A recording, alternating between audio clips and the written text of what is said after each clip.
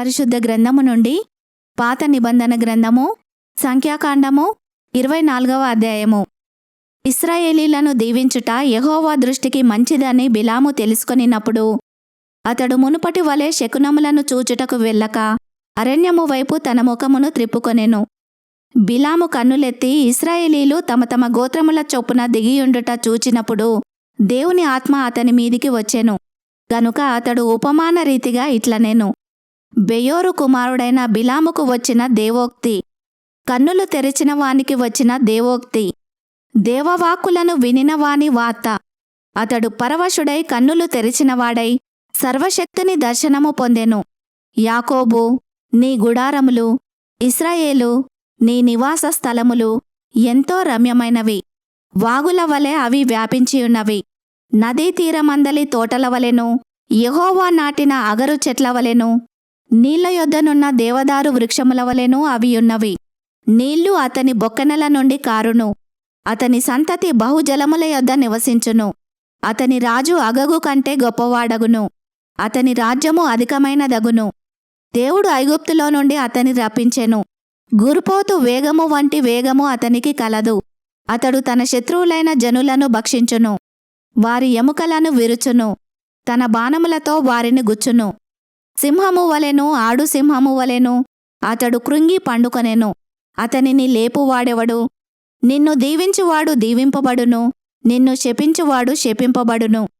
అప్పుడు బాలాకు కోపము బిలాము మీద మండెను గనుక అతడు తన చేతులు చరుచుకొని బిలాముతో, నా శత్రువులను శపించుటకు నిన్ను పిలిచితిని కాని నీవు ఈ ముమ్మారు వారిని పూర్తిగా దీవించితివి. కాబట్టి నీవు ఇప్పుడు నీ చోటికి వేగముగా వెళ్ళుము. నేను నిన్ను మిక్కిలి గనపరచెదనని చెప్పితిని గాని యెహోవా నీవు ఘనత పొందకుండా ఆటంకపరచెననెను. అందుకు బిలాము బాలాకుతో, బాలాకు తన ఇంటెడు వెండి బంగారములను నాకిచ్చినను నా ఇష్టము చొప్పున మేలైనను కీడైనను చేయుటకు యెహోవా సెలవిచ్చిన మాటను మీరలేను. యెహోవా ఏమి సెలవిచ్చునో అదే పలికెదనని నీవు నా యొద్దకు పంపిన నీ దూతలతో నేను చెప్పలేదా? చిత్తగించుము, నేను నా జనుల యొద్దకు వెళ్ళుచున్నాను. అయితే కడపటి దినములలో ఈ జనులు నీకేమి చేయుదురో అది నీకు విషదపరచదను రమ్మని చెప్పి ఉపమాన రీతిగా ఇట్లనెను: బెయోరు కుమారుడైన బిలాముకు వచ్చిన దేవోక్తి, కన్నులు తెరిచిన వానికి వచ్చిన దేవోక్తి, దేవవాక్కులను వినిన వాని వార్త, మహోన్నతుని విద్య నెరిగిన వాని వార్త. అతడు పరవశుడై కన్నులు తెరిచినవాడై సర్వశక్తుని దర్శనము పొందెను. ఆయనను చూచుచున్నాను గాని ప్రస్తుతముననున్నట్టు కాదు. ఆయనను చూచుచున్నాను గాని సమీపముననున్నట్టు కాదు. నక్షత్రము యాకోబులో ఉదయించును, రాజదండము ఇశ్రాయేలులో నుండి లేచును. అది మోయాబు ప్రాంతములను కొట్టును, కలహవీరులనందరినీ నాశనము చేయును.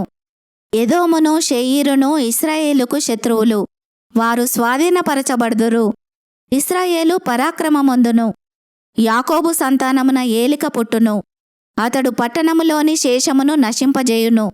మరియు అతడు అమాలేకీయుల వైపు చూచి ఉపమాన రీతిగా ఇట్లనెను: అమాలేకు అన్యజనులకు మొదలు, వాని అంతము నిత్యనాశనమే.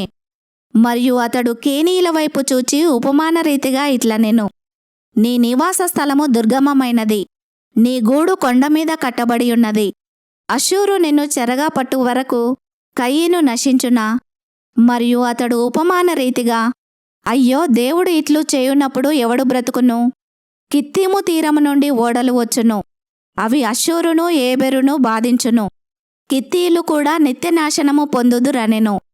అంతటా బిలాము లేచి తన చోటికి తిరిగి వెళ్ళెను. బాలాకును తన త్రోవను వెళ్ళెను.